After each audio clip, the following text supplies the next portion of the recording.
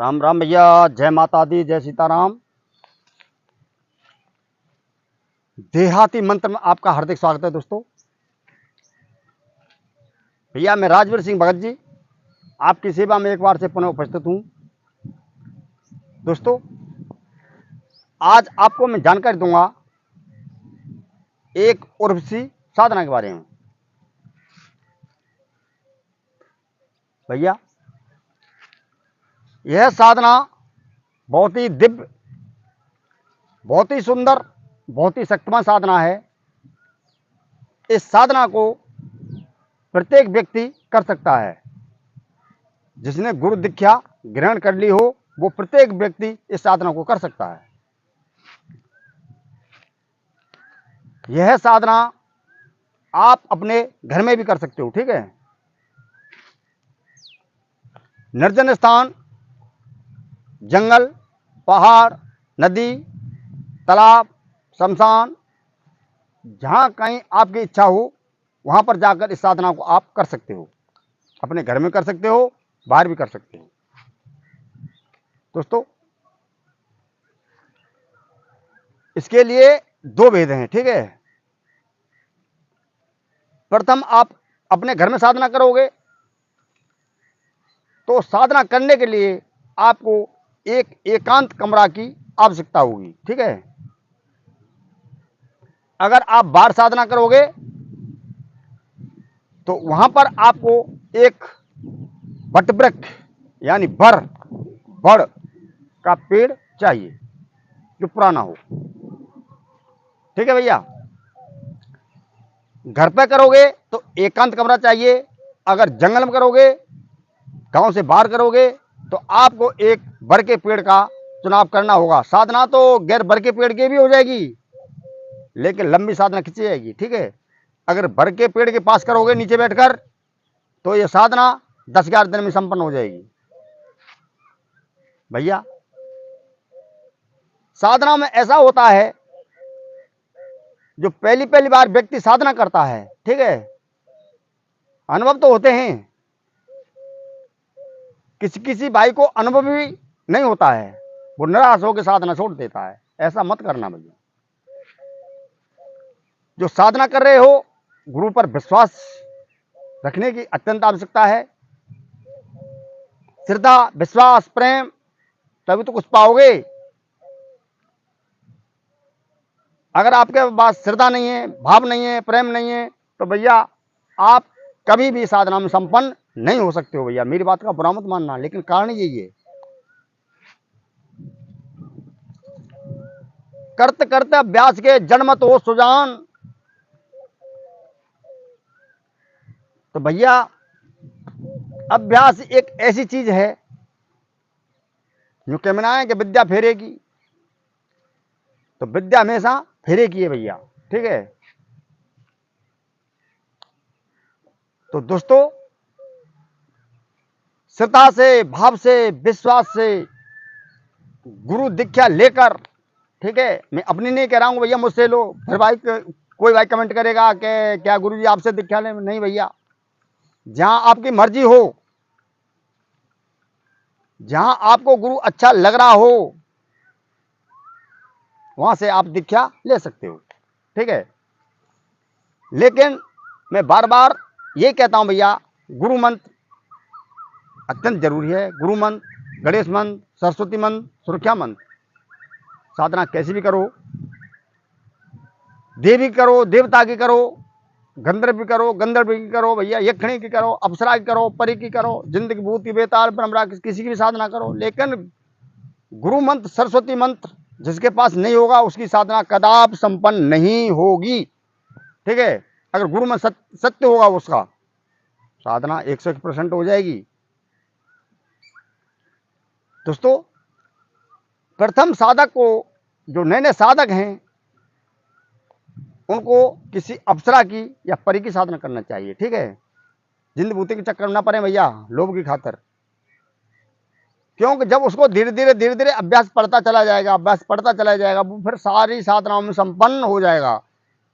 क्योंकि उसका जब एक साधना हो जाएगी तो विश्वास उसका दृढ़ हो जाएगा। ठीक है, जैसे कि ये ममता मत है विचार मथामी, दम आधार रज रज सत्य सुबानी। ठीक है, ममता मत है, प्रेम से, जैसे दूध को हांडी में रखकर उसमें रई डालकर हम चलाते हैं तो हमको विश्वास है कि इसमें से अवश्य घी निकलेगा। ठीक है, उसी प्रकार से साधना का साहब है भैया, ममता मत है विचार मथामी, दम आधार रज सत्य सुबानी। हमको विश्वास है कि साधना होनी है, तो साधना क्यों नहीं होगी? और जो विश्वास है नहीं, ऊपर मन से लग रहे हैं भैया साधना करने की माला चल रही है, तो फिर कहाँ से साधना हो जाएगी? तो दोस्तों, आज आपको मैं इतनी दिव्य साधना देने के लिए जा रहा हूँ। इस साधना से आपको अनेकों लाभ होने वाले हैं। इस साधना से कभी आपको ये महसूस नहीं होगा कि मेरे ऊपर बुढ़ापा आ जाएगा, सदा जवान बने रहोगे। घर में लड़ाई झंझट बिल्कुल दूर हो जाएगा।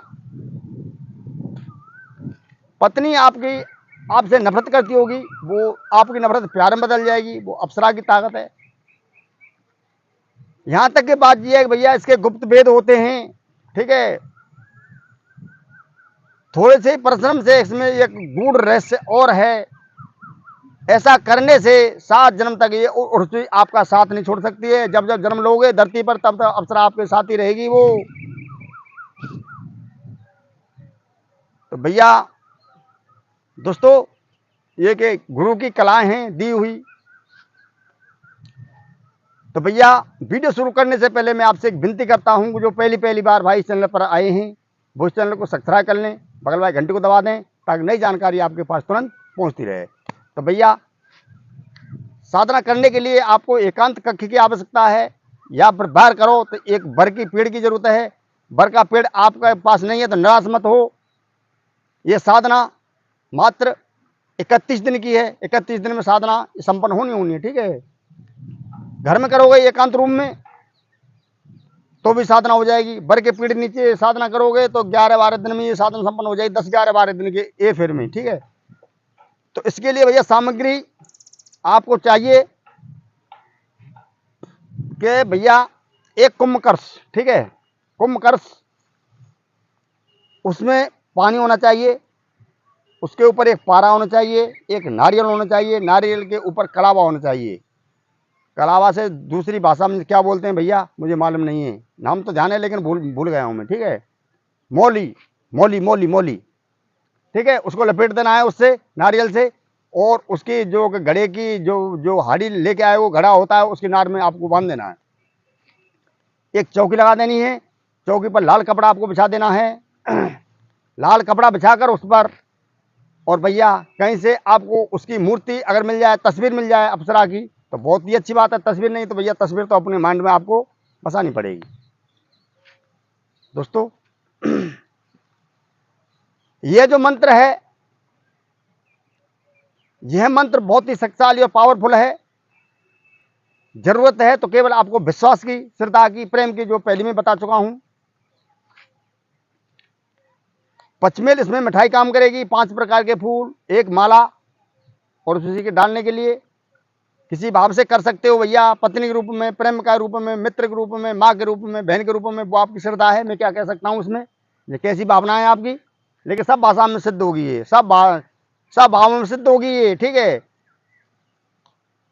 बहुत से भाई भ्रम करते हैं कि अप्सरा की साधना मत कर लेना, पत्नी को मार देगी, परिवार को छिन्न भिन्न कर देगी। ऐसा कुछ भी नहीं है भैया।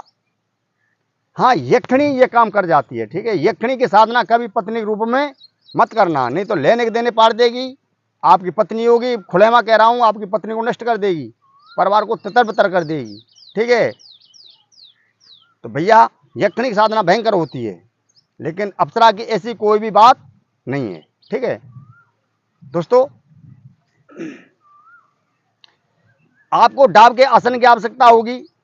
एक आपको रुद्राक्ष की माला की जरूरत होगी, जो मेरे गले में नहीं है। ठीक है, मैं आपको बार बार दिखाता रहता हूँ कि ऐसी माला चाहिए भैया। एक डाब का आसन, डाब का आसन नहीं है तो कोई बोरी बिछा लेना, कोई कपड़ा बिछा लेना भैया। माला नहीं है तो कोई बात नहीं, गिट्टी कंकड़ी बीन लेना 1 से 8। इस मंत्र का 5 से 51 बार आपको प्रतिदिन जाप करना ही होगा। ठीक है, पहले मंत्र बता दूं, आगे की विधि और आपको मैं दूंगा। ठीक है, मंत्र इस प्रकार है, उर्वशी रे उर्वशी, मैं तेरो भरतार, तू मेरी छाया, मेरे गुरु के कहने से आ, ना आए अप्सरा, राजा इंद्रदेव की दुहाई, आगच्छ फट स्वाहा।